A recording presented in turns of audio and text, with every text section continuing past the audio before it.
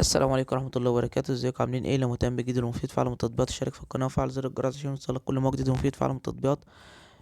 اشتراكك في القناة وتفعيلك لزر الجرس واشتراكك في عضوية مميزة بيخلينا ان احنا نقدر نساعدك ونقدر ان احنا نقول لك على اي حاجة انت عايز تعرفها او نجاوبك على اي استفسار عايز تعرفه.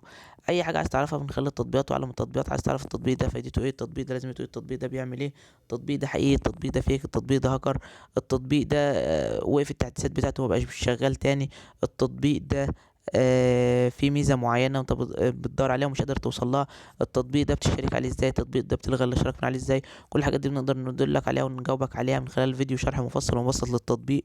كل حاجة عن التطبيق. طبعا ده بيتطلب مننا وقت وجهد وان احنا نشتغل نحمل التطبيق ونشتغل عليه اكتر من عدة ايام. عشان كده انا بدعوكم ان انتوا تشتركوا في القناة وتفعلوا زر الجرس وتشتركوا في عضوية مميزة عشان نقدر نجاوب على كل استفساراتكم. النهارده ان شاء الله معانا تطبيق جديد هو اسمه تطبيق اي فواتيركم. التطبيق ده مساحته 12 ميجا، محمله اكتر من مليون شخص. التطبيق ده تطبيق موجود في دولة الأردن. بتقدر من خلال التطبيق ده إن أنت تدفع كل الفواتير المستحقة عليك.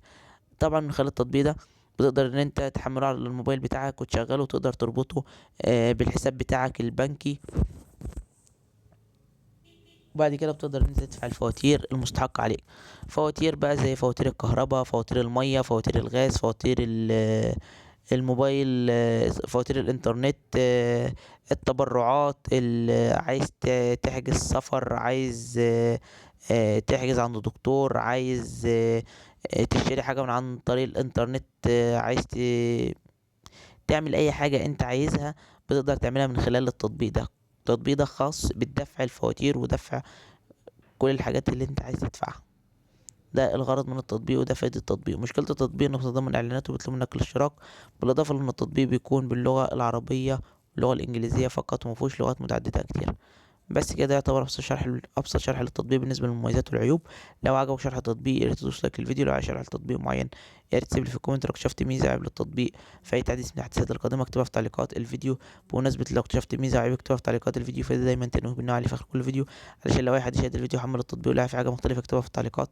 واحنا دايما بنثبت التعليقات بتاعت الناس سواء الايجابيه او السلبيه. الكلام ده بنقوله ليه؟ بنقوله عشان بعض الناس اللي بتخش تشوف الفيديوهات الموجوده على القناه وتلاقي في حاجات مختلفه تقول لك انتوا ليه مش قايلين كل الحاجات الايجابيه، ليه مش قايلين كل الحاجات السلبيه. ده ببساطه لان وقت شرح التطبيق ونزول الفيديو ما كانش الحاجات دي موجوده.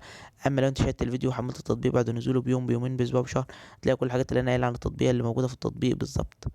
اما لو انت دخلت على القناه ولقيت فيديوهات موجوده بقالها فتره طويله خايف ان انت تحمل التطبيق لا يكون في حاجات مختلفه، ممكن تكتب لي في تعليقات الفيديو او ترسلني على الفيس او على ماسنجر على الاكونت باسم مراجع برامج وتقول لي اشرح لي التطبيق ده مره كمان وانا هنزل لك شرح مفصل ومبسط للتطبيق ومميزاته وعيوبه وازاي بيشتغل وازاي بتشترك عليه وازاي بتلغي الاشتراك وكل حاجه عن التطبيق. وشكرا، سلام عليكم.